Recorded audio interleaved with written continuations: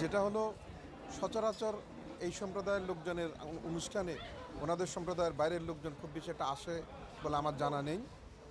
আর যেহেতু এই সম্প্রদায়ের মানুষেরও মানুষ, এই সম্প্রদায়ের যে পেশা সেটিও একটি পেশা, মর্যাদাকর পেশা। তা আমরা দেখতে চাই সমাজের সকল মানুষ সমান, সমাজের সকল পেশা মর্যাদাসম্পন্ন এবং সকল মানুষের একটি মানবিক মর্যাদা আছে, সেটা আমরা সমুন্নত করতে চাই। আরেকটি বিষয় হচ্ছে, যখন শুনলাম যে মেয়েটি মাহারা এবং এটি এমন এই ধরনের একটি সম্প্রদায়ের মেয়ে এবং সে নিজ চেষ্টায় অনেকটুকু পর্যন্ত পড়াশোনা করেছে, আমি চাই এই সম্প্রদায়ের মানুষগুলো আস্তে আস্তে শিক্ষা দীক্ষা শিল্পে সাহিত্যে আস্তে আস্তে এগিয়ে আসুক।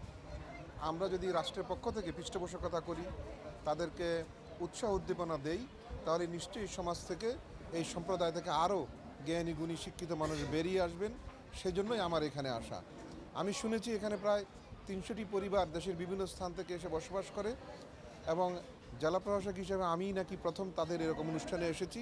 সেটি শোনার পর আমার নিজেরও খুব ভালো লাগছে যে আমি এই ধরনের এই সম্প্রদায়ের মানুষের সাথে আমার আবেগ এবং অনুভূতি বিনিময় করতে পেরেছি। এবং আমি শুনতে পেয়েছি এখানকার ছেলেমেয়েরা আস্তে আস্তে পড়াশোনা এবং খেলাধুলায় এগিয়ে যাচ্ছে। বেশ কয়েকটি উদাহরণও আমার সামনে উপস্থাপন করেছে।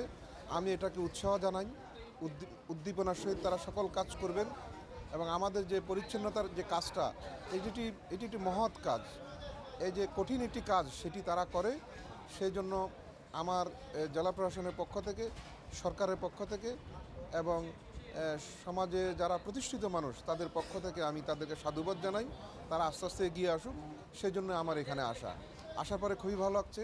তাদের আন্তরিকতা, তাদের আতিথেয়তা, তাদের শ্রদ্ধাবোধ সব কিছুই আমাকে নতুন করে ভাবতে শিখেছে এই সম্প্রদায়কে নিয়ে নতুন করে কাজ করার জন্য। সবাইকে ধন্যবাদ।